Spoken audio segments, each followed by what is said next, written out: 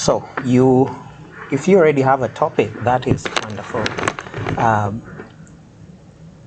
The literature review, which is the next substantive thing, is actually it's the most significant part of your paper. So you want to be sure that the topic that you selected is the one that you're going to actually work on. After you started your literature review, it's very unusual and time-consuming to restart your research. So you want to make sure that you're researching, that you have a good topic that is explaining what you're trying to research. Now, we mentioned last week that not everything that's on the internet is credible. So make sure that you, especially if it's non-academic, you have to be sure that that information is credible. These days we live in very weird times when even the truth can be relative, when we have always thought that the truth was absolute and most of us had the wrong information.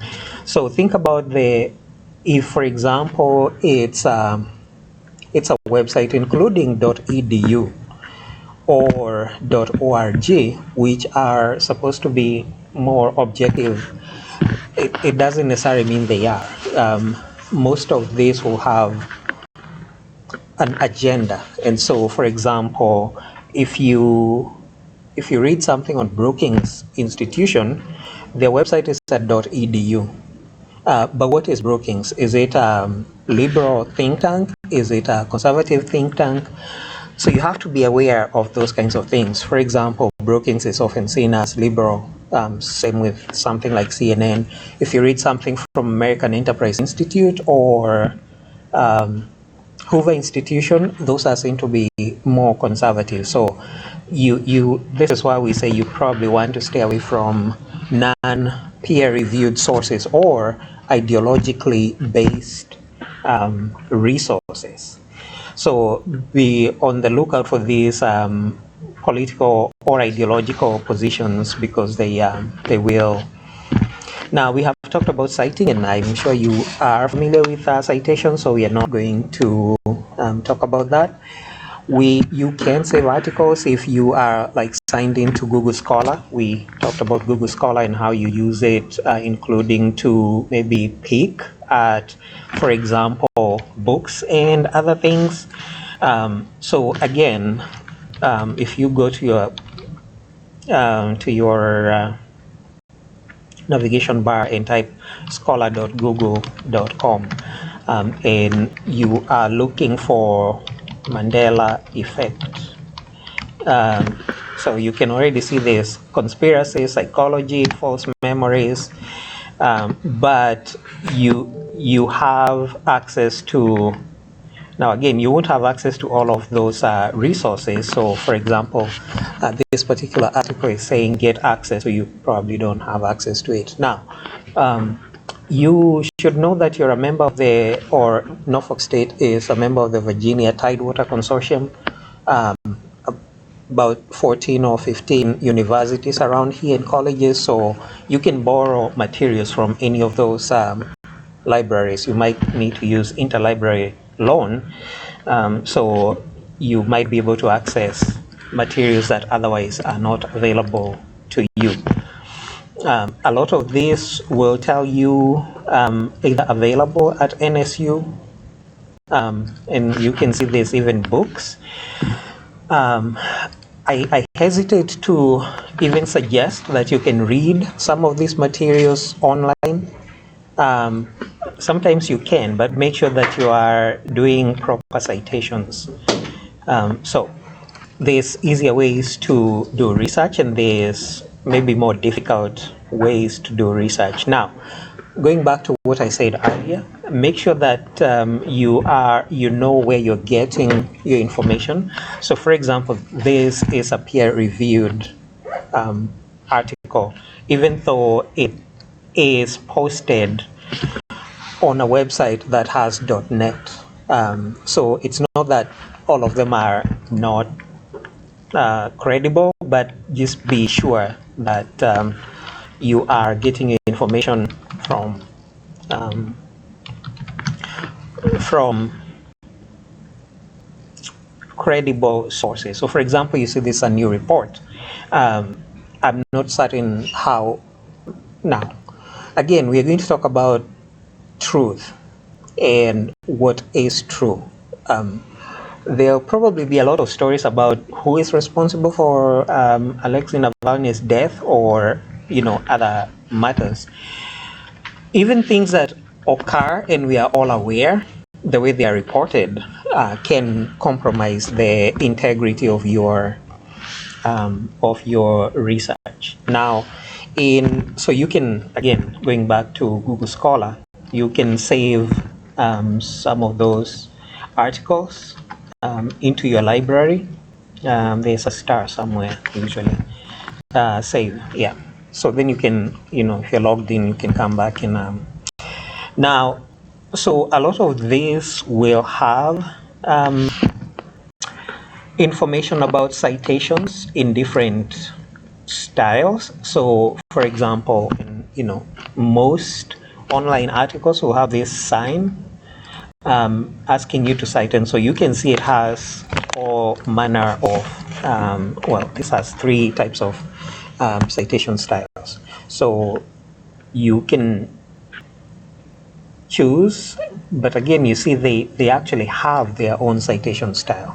I would stay away from those newer styles. I would stay with the more common citation styles, but there's no reason why anyone would have. Sometimes I see citations that are just this link, and I'm thinking, why? Like the bibliography has this, it has the URL. That is not a citation. So I will I will start yelling. But also use a consistent citation style. We'll take a quick look at that. And so how you cite, there's also like citation generators if you don't even know. And sometimes you just need the article title, and then you enter it into the citation generators, and it's going to generate a citation based on your style. So, again, think about So here you see, for example, my search term is Mandela effect. I can add a search term, actually more search terms. For example, psychological studies that were done in 2021. Yeah. So I see how you're going over this. I know I'm a little late already, but did you already go over like the databases, the EBSCO, because they literally do the same thing. You can use like keyword, article, date, all that, and it just like pops up everything. Yes, although I think EBSCOhost, and now those might actually have stuff that is available to you on campus, but I think that Google Scholar is an aggregator of even those those databases. Yeah, what I notice sometimes is that we can just log in with our NSU ID now, but yeah, sometimes we gotta pay for those. So and that's the thing. So I mentioned that if you go to the library, and if you have means of going to other local universities, you have Virginia Tidewater Consortium puts together 14 universities, and you can borrow materials from either of them. And so Norfolk State, other universities, their databases are bigger.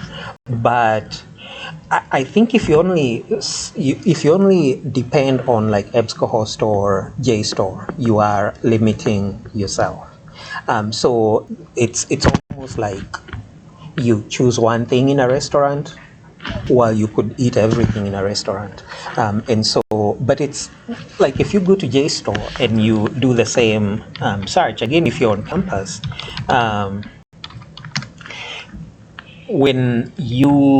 a lot of the stuff will probably be available to you, but it's not all of them, all of the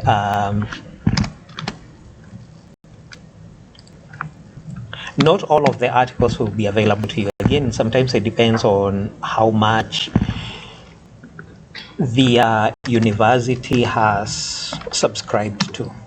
So it's a money issue, and that's why having other, yeah. So for example, you see JSTOR really doesn't give me, because the top searches for Mandela Effect should be up here, but it's, yeah. So, but now again here you see it's content I can access. If you search for everything, but even searching for everything, it doesn't give you. So I would still, but again, sometimes use all of the above. EBSCOhost, Web of Science, but that's sort of going backwards. Like in 2005 to 10, that's what people mostly Simulated multiverse. MIT Computer Sciences explores parallel universes.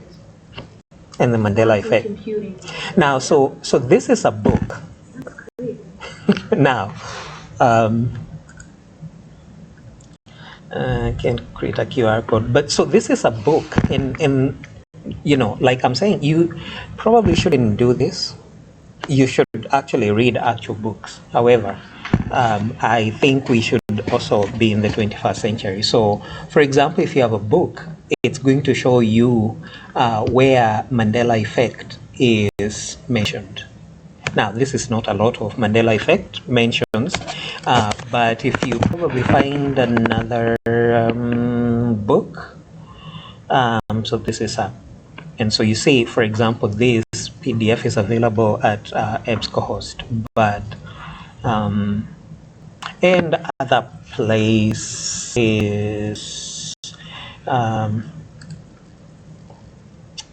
Now, alternatively, you can actually just look at books. So again, books, google.com, and I'm going to type my Mandela Effect. So you can see it how it bolds the terms. And so if I'm looking at this book, now there's probably just one mention, but this allows me to look at books and actually look at the pages where the term appears. So I can view all of the appearances of the term, or I can, you know, so there's many ways to do research. Now, sometimes you will not. This is the other thing you should probably know. Google Books will allow you to see about 25% of the content of the book if it has been allowed. Sometimes it's not going to allow you to see anything. But this is where other clever ways of finding resources can help you. For example, I'm going to take out 2021 because that's a very limiting. But let's say I want to see who has written about the Mandela Effect. So that's a Kindle book. But so you see this Mandela Effect book here. Now again, sometimes some books will allow you to see the content. This one does not. So sometimes you have to shattered reality. And sometimes when you're logged in, you might be able to see the materials. Again, Amazon Books allows you to see a certain percentage of a certain percentage of the materials. This might be the same source.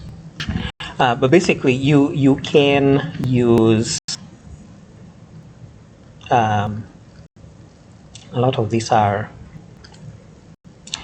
Now, also, you probably want to stay away from self-published books. You probably want to see who the publisher is. So this is independently published. There's questions about independently published materials, because it's not necessarily the case that they have been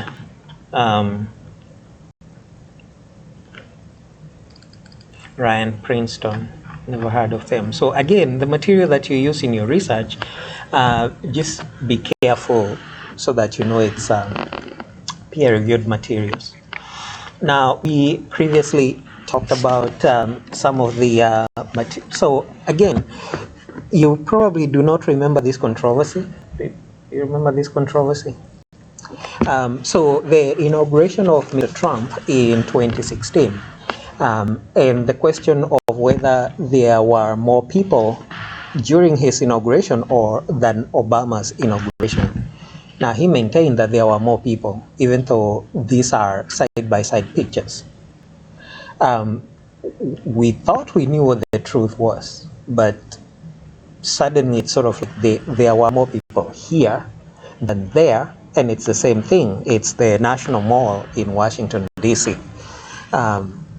So, truth. Now, I think anyone who is objective and looks at this picture would conclude that there's probably more people on the right than there are on the left.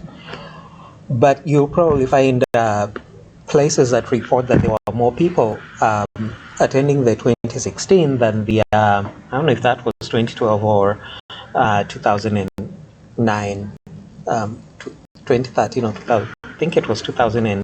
So, you know, what is the truth? So I know we're not harping too much on the issue.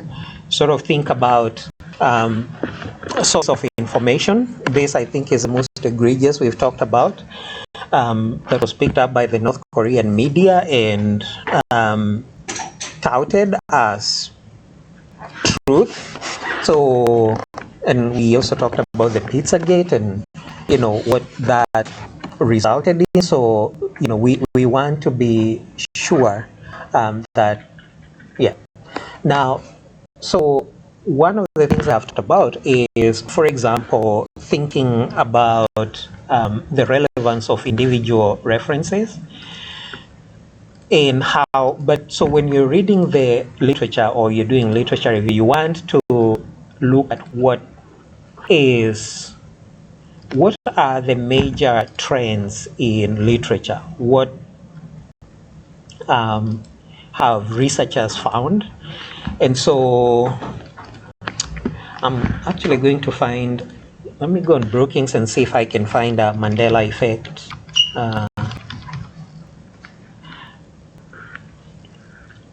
So this is probably an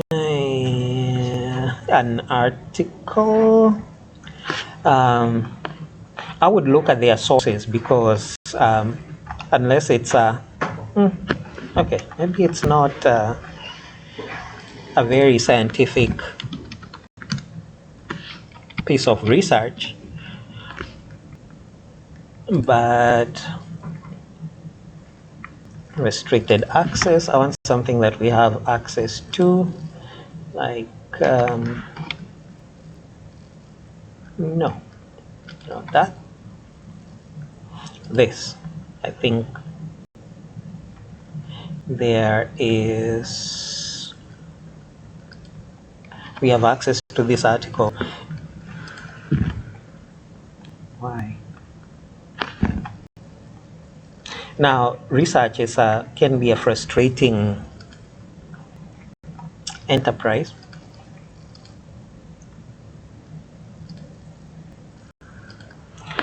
But so when we talked about, so if you find a good article and you want to find other good articles, so for example, if I assume this is a good article, Fathoming the Mandela Effect, Deploying Reinforcement, Learning to Untangle the Multiverse. Now, there's a lot there to untangle.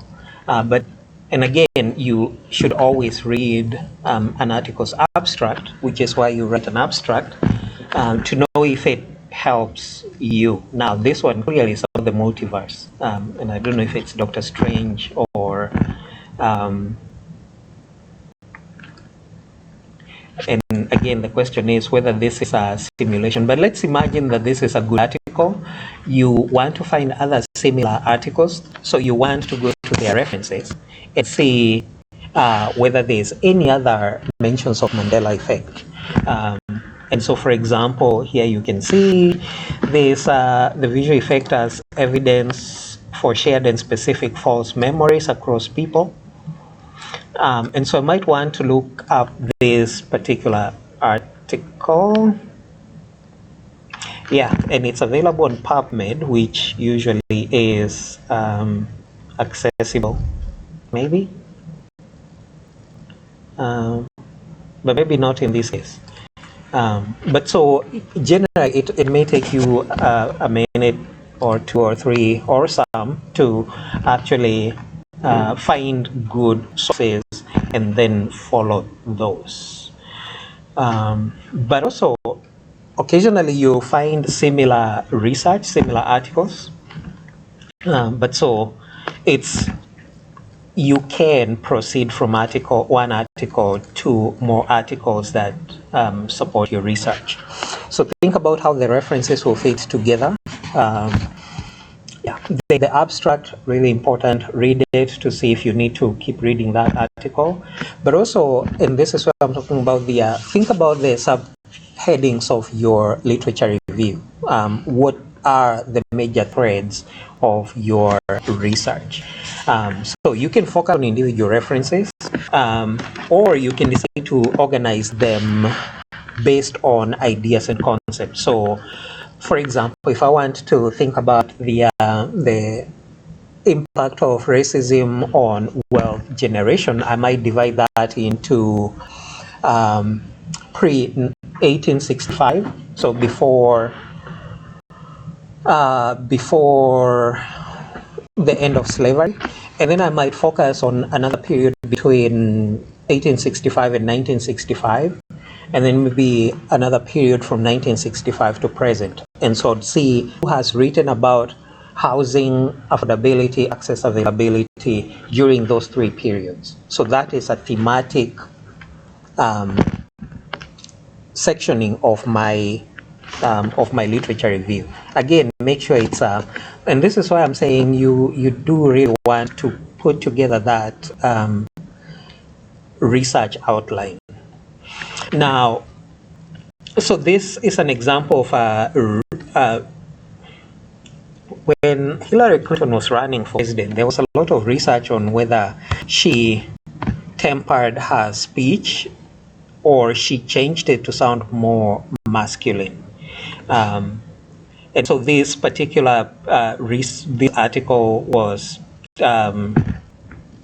it touched on whether she changed her campaign style to attract men. One, to sound less threatening, and two, to sound tough. I'm not sure how you can maybe do both things at the same time.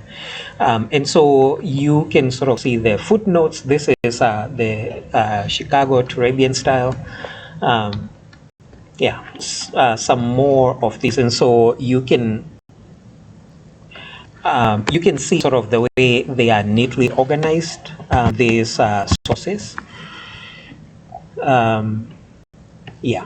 But you can also pull threads. So, for example, Jones reporting that there is no unified consensus on the mechanisms that determine how a candidate's gender will influence perceptions on the electorate. So the question was, are men more likely to vote for a tough-sounding female candidate, or did he not need to sound tough? Now, there's some elements of this, and you want to look, like if you're doing this research, you want to look at women leaders in history. Great example, Margaret Thatcher, when she was Prime Minister of the United Kingdom. Some people believe she went to war with Argentina to sound tough. Some people think that Argentina invited war in itself. But so again, who are the previous female leaders? What are their leadership styles? If they campaigned, what was different about their campaigns? So again, think about what you are going to be researching. So again, these are some of the terms that you will have come across. So electronic databases, online electromagnetic media, books, journals, and so on. So I usually encourage you to not have more than 3 sources that are .com, .edu, .net, .org, because now, unless it's a journal article that is posted on there, like that one article we just saw, because it can be. Now, here's another rub. We used to believe that whatever the government put out was very credible. After a certain time period, there are questions about that. For example, although these agencies try not to be politicized, but for example, the 2020 Census Bureau tally came under a lot of. There are questions whether the data that is contained there is accurate because of politics. Usually you want to count everyone who is, or at least the US Census counts everyone who is in the country, until 2020 when it was said that the US was counting people who are here legally. And what does that do for people who may not be? Will they be counted? Are they going to fill out those surveys and then they are going to find themselves in trouble? So again, you want to make sure that you're using good sources, but sometimes you really don't have a choice. If you're doing demographics in the US, you kind of have to use those kinds of databases. So I'm sure you know what search engines are in search terms. So for example, that Mandela effect would have been a search term, phrase, and so on. But you grew up on the internet, so you know these things. Now, let's talk about, so when you are thinking about doing this research, what is it really that you're doing? Now, what you're doing is making a claim. We are saying this research is different from any other research you might have done because we are trying to find out what the impact of two variables on each other. What is the impact of A on B? How do they vary together? How does A cause B, or how does A influence B, and so on? And so to do this, we need to talk about hypotheses, concepts, variables, and how we measure them. And so we shall be talking about that a bit. Defining concepts, we have already touched on some of this, like if you want to define who youth are, what is your definition? But so maybe use somebody else's definition. What are suitable explanations? How do we explain phenomena? This is what we're trying to do. We're trying to explain, for example, what causes maybe higher instances of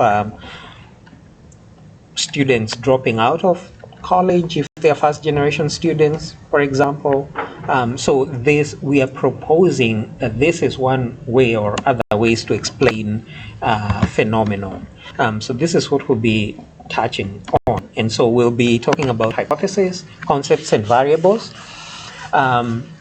Suitable explanation, and a lot of this language can sound big, but really, suitable explanation. How do you explain something? How do you formulate testable hypotheses? Because here we are about scientific method, and we are going to test or at least adduce evidence to certain things. How do we define these concepts that we are going to use in the hypothesis? And this is what we generally refer to as operationalization. Within the context of that research, what does this variable mean? And then we'll identify other phenomena that may impact, account for, or influence our research. This is what we call intervening variables or antecedent variables. What other variables? We have talked about, for example, if you want to grow corn, we think you need a few things. You need corn seeds, you actually need to plant them, you need water and sunlight, and it probably doesn't need to be the winter. So what other phenomena influence what we are trying to measure? What are the relationships? Which relationships appear before which other relationship. And so we are going to be talking about independent variables, dependent variables, antecedent variables, intervening variables, and the constant. So sometimes you hold something the same. So for example, if you want to find out whether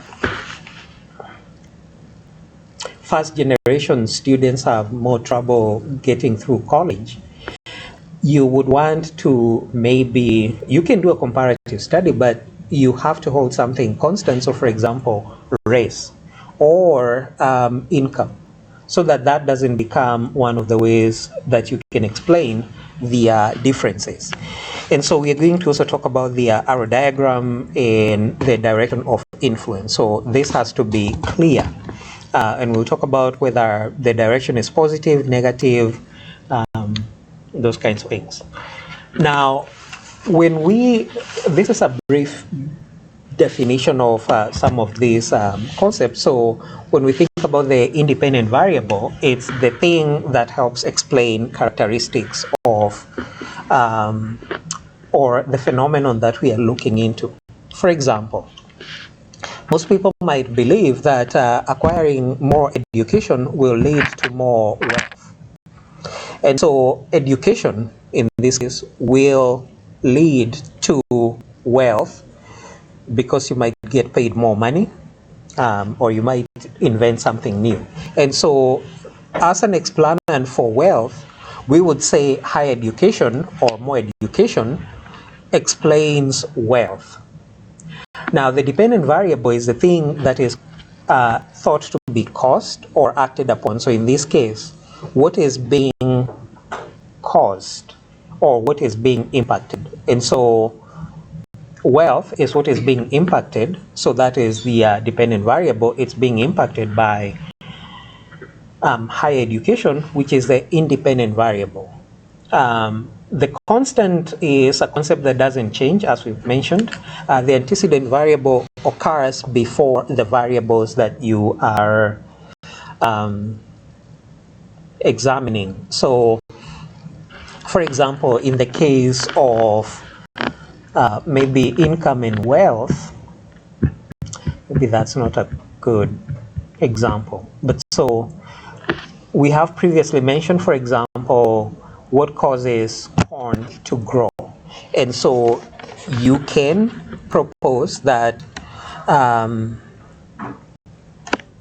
sunlight and water cause corn to grow. But you have antecedent variables like good soil. You have to have planted the corn. And so you want to think about those as the antecedent variables, the things that happen before the thing that you're measuring happens. Intervening variables would be those that occur somewhere in between. So we are saying, for example, that increasing levels of education lead to wealth. But there might be other things that intervene in between. For example, if you win the lottery, you can become wealthy even while you're going to school, or might quit school. Or you might take the other example of growing corn and say planting corn in good soil will lead to its growth. There are other things in between that you need. You need water and you need sunlight and maybe the right temperatures. So this will be in between you planting corn and you harvesting. And so you can look at those as intervening variables. So, but also it's easy to show the nature and directions of relationships by using the arrow diagram. So that's part of the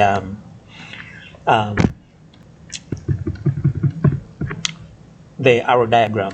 Now, in terms of variables, and we usually say a variable is a concept with variation. And so variables can be literally anything. So age, height, gender, business income, business expenses, country, capital, president, class grades, eye color, all these are variables because they have variation. Eye color can be blue, brown, And if you filled any forms recently, you probably are asked about eye color, height. So all of these are examples of variables, and because they are different, they help us figure out what influences what. So we are measuring the variation and trying to explain what leads to the variation. Now, constants are useful, but they don't really tell us much most of the time. But for example, I might ask myself, are there any differences in the educational achievements of African Americans in the north of the country than in the south? Now, remember, I'm asking about African Americans. So this would probably be my constant, but the geographical location changes. Now, I might have an explanation that, the South still doesn't like certain kinds of people. But again, I would say the constant is African Americans. The geography is different, and so that's probably what I'd explain. But generally, we really don't care about constants because we are looking for variation. And if everything is the same, what's the difference then? Why do we care? So independent variables, remember, and this is the way to identify them. The independent variable is what we vary. It's what we change. It's what we impact. So, for example, we are saying in acquiring more formal education, so there's a difference between the levels of education, impacts wealth or income. So it's more levels of education is the independent variable that will lead to some other outcome. So if you sort of think about it backward, think about the amount of wealth an individual has. Now, it can be, so someone can have nothing and decide that that's what they are going to live with. Or they can decide that they are going to increase their wealth. And there are many ways of increasing wealth.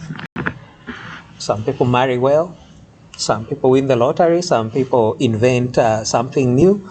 Some people steal. Some people sell drugs. So there's many ways.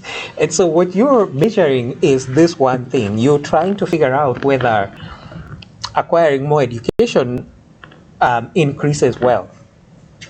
You're not measuring those other things. But we are saying there's not one thing that explains increased income or wealth.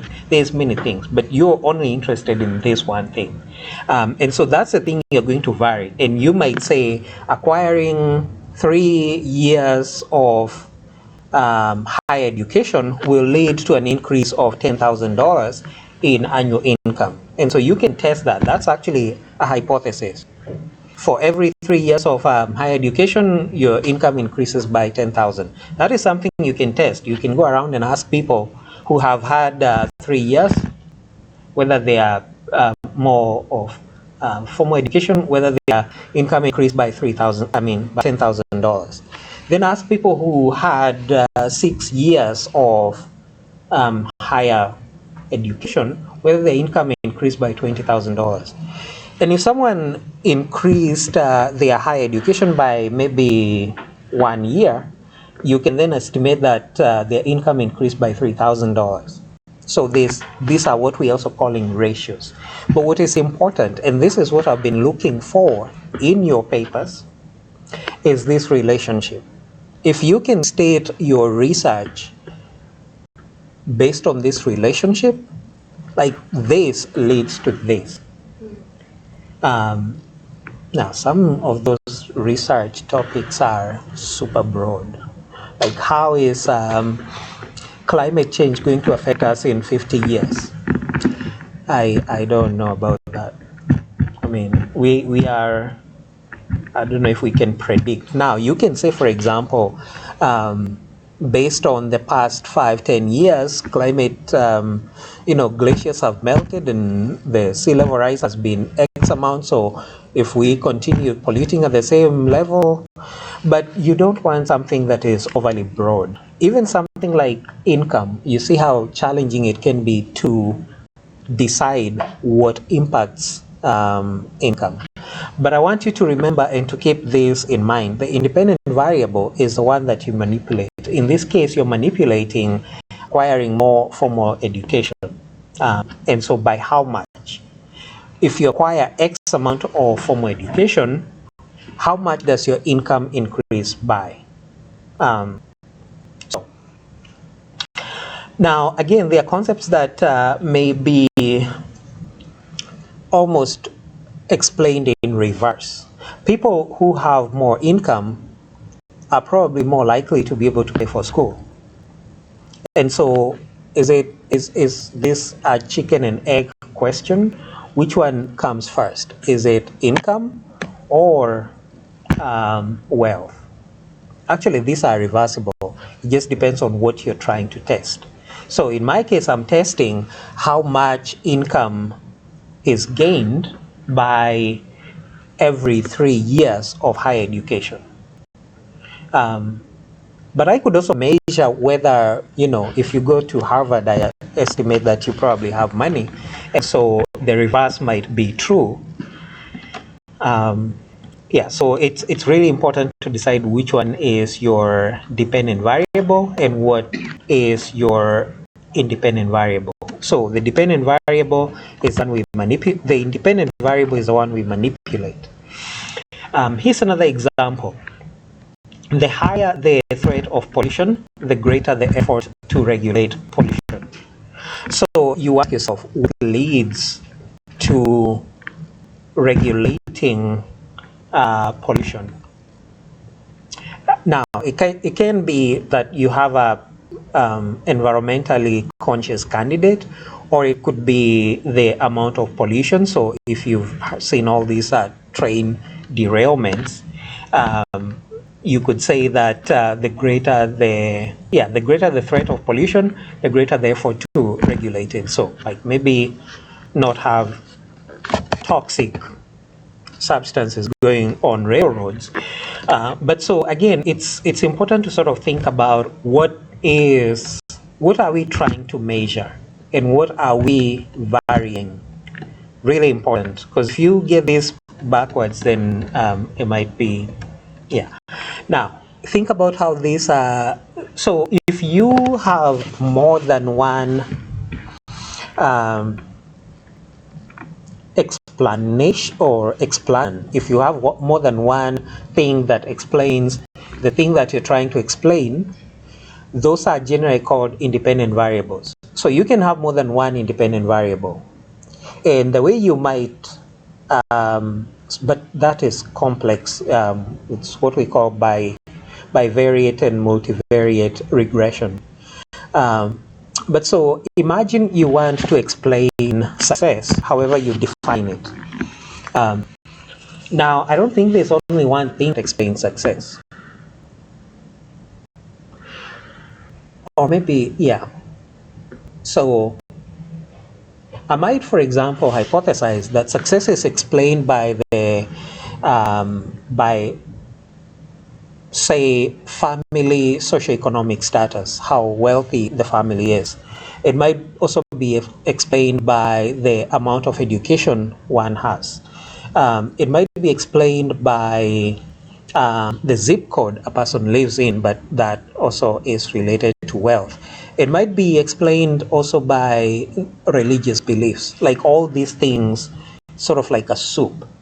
Now, I can measure how much each of those variables contribute to success.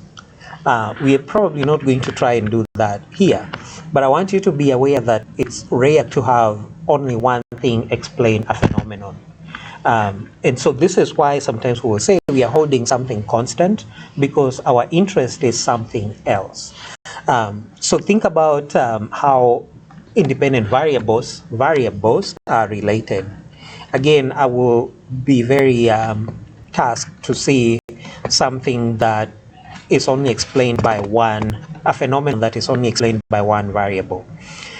So again, as I mentioned, think about the antecedent variables which occur before other variables, intervening variables, and so on. And so this is the arrow diagram I was talking about. And it can help you to sort of think about the relationship. So for example, if you want to know about who people will vote for president based on healthcare, this might be influenced by whether an individual has health care or how they feel about their health care. And then they might have some opinion on what some people might call socialized medicine or national health insurance schemes that cover most people. So like Medicaid, Medicare, and so on. Why do people vote? It might be, you can show that formal education influences people's likelihood of voting.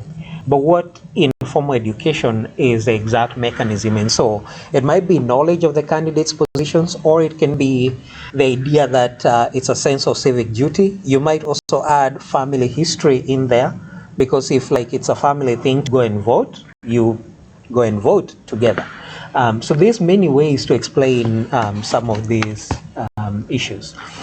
Now, we talk about qualitative and quantitative research. And so the difference in variables can also take on those, but we'll talk about nominal, ordinal, interval, and ratio later on. But so qualitative variables sort of take this, they are different. So think about people's names. Everybody has a name, I think, several. Some names might look similar, some names might look different. And even though we can organize them alphabetically, it doesn't mean that one name is more than the other. It's just different. Same as dog breeds, even though we attach value to them. But when we talk about qualitative, especially variables, we are talking about names or labels. Gender, for example, is not... Now, other than the social implications that we are not going to discuss necessarily, these are different. It's not that one is more than the other or less than the other. Now, quantitative variables are the ones that we especially care about because they tell us about the difference. Qualitative do not. Quantitative do. So we can measure them. We can measure the differences between the variables. And so, for example, population, even the amount of pollution. So, for example, million parts per million is an example of. Now, in terms of when we think about data, we think about numbers. What numbers do we assign to a concept? For example,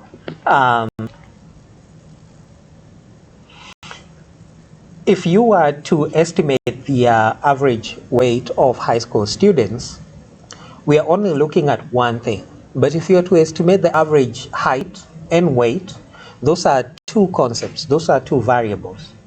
And so that would be bivariate. Now, multivariate data would be more than two, so multiverse. And so race, level of education, income, wealth, those would be examples of multivariate data, especially if you have a hypothesis that, for example, social factors affect incarceration rates. And so those factors would be, maybe demographic factors, race, level of education, income, wealth, and so on. And so you're trying to show what explains a certain concept. Now, on Thursday, we shall talk more about hypothesis, but these are some definitions of hypothesis. Educated guess that represents proposed explanation for phenomena. Like, what do you say explains the thing that you're trying to explain. Um, and we'll talk about, how hypotheses can be rejected or fail to reject hypotheses, but we shall do that on